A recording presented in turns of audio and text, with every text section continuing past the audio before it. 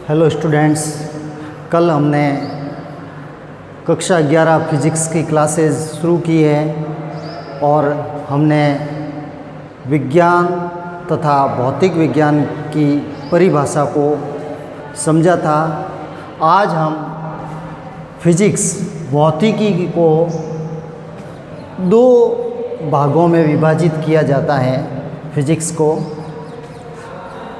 पहला भाग है चिरसम्मत भौतिकी, क्लासिकल फिजिक्स, और दूसरा जो फिजिक्स का भाग है उसको कहा जाता है आधुनिक भौतिकी, मॉडर्न फिजिक्स। अब बात करते हैं चिरसम्मत भौतिकी, क्लासिकल फिजिक्स।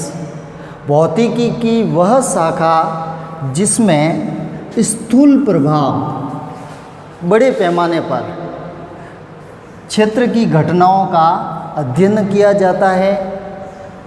यह चिरसम्मत भौतिकी सन 1900 से पूर्व की फिजिक्स है।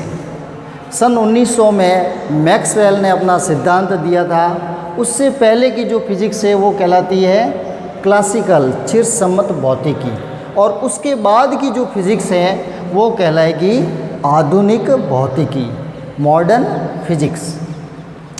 चिरसम्मत भौतिकी के प्रमुख भाग है जिसका हम फिजिक्स में अध्ययन करेंगे। फर्स्ट है यांत्रिकी, मैकेनिक्स। किसी वस्तु की स्थिर साम्यावस्था या गतिशील अवस्था में होने का जो अध्ययन किया जाता है फिजिक्स की इस शाखा में। प्रकाशिकी, ऑप्टिक्स।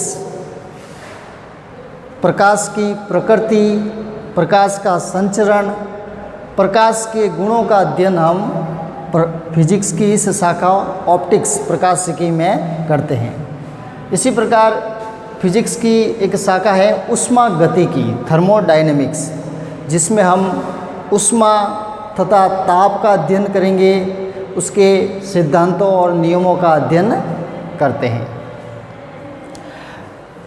विद्युत चुंबकत्व, इलेक्ट्रोमैग्नेटिज्म, यह भी क्लासिकल फिजिक्स की एक शाखा है जिसमें हम चुंबकत्व,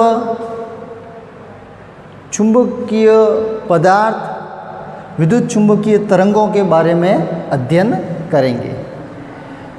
एक अन्य शाखा है फिजिक्स की ध्वनि विज्ञान, एकॉस्टिक्स, जिसमें हम ध्वनि तरंगों के बारे में विस्तार से अध्ययन करेंगे। मॉडर्न फिजिक्स, जैसा कि मैंने बताया, मैक्सवेल के सिद्धांत जो कि 1900 में दिया गया, उसके बाद की जो भी फिजिक्स है उसको हम आधुनिक भौतिकी, मॉडर्न फिजिक्स कहते हैं। यह भौतिकी की वह शाखा है जो सूक्ष्म प्रभाव, ये स्थूल प्रभाव बड़े स्तर पर और ये सूक्ष्म प्रभाव के क्षेत्र की घटनाओं का अध्ययन किया जाता है। आधुनिक भौतिकी के प्रमुख भाग है आपेक्षिकता, रिलेटिविटी। किसी पिंड की गति यदि प्रकाश के वेग के लगभग बराबर है तो उसका अध्ययन हम आपेक्षिकता में करते हैं। क्वांटम यांत्रिकी, क्वांटम मैकेनिक्स, जिसमें हम किसी कण या प्रकाश के द्वैत प्रकृति का अध्ययन करेंगे। परमाणु भौतिकी, एटॉमिक फिजिक्स में परमाणु की संरचना, परमाणु के सिद्धांतों का अध्ययन करेंगे। नाभिकीय भौतिकी, न्यूक्लियर फिजिक्स में नाभिक तथा नाभिकीय गुणों का अध्ययन किया जाता है। यह मॉडर्न फिजिक्स, आधुनिक भौतिकी के प्रमुख भाग है। प्रौद्योगिकी एवं समाज में भौतिकी का योगदान। भौतिकी के अनुप्रयोग पर आधारित कुछ उदाहरण से हम देखेंगे कि भौतिकी का समाज या टेक्नोलॉजी में क्या योगदान है। तो देखिए, सबसे पहले हम उदाहरण लेते हैं विद्युत उत्पादन का, इलेक्ट्रिसिटी प्रोडक्शन।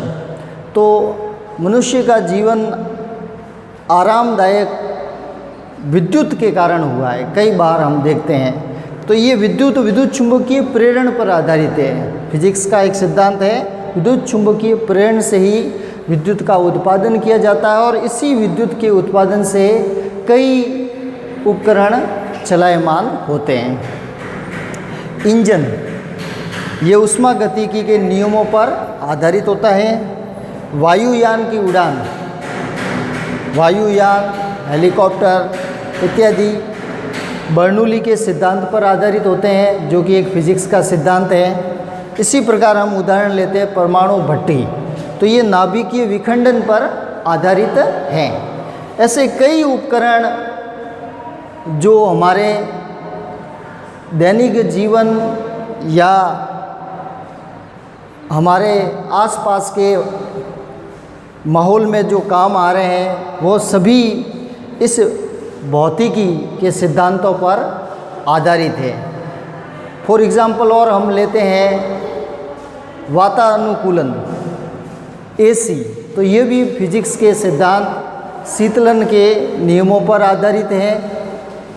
ऐसे कई उदाहरण हमारे पास मिल जाएंगे, जिसके कारण समाज और टेक्नोलॉजी काफ़ी प्रगति कर ली है, जिसमें भौतिकी का अहम योगदान है।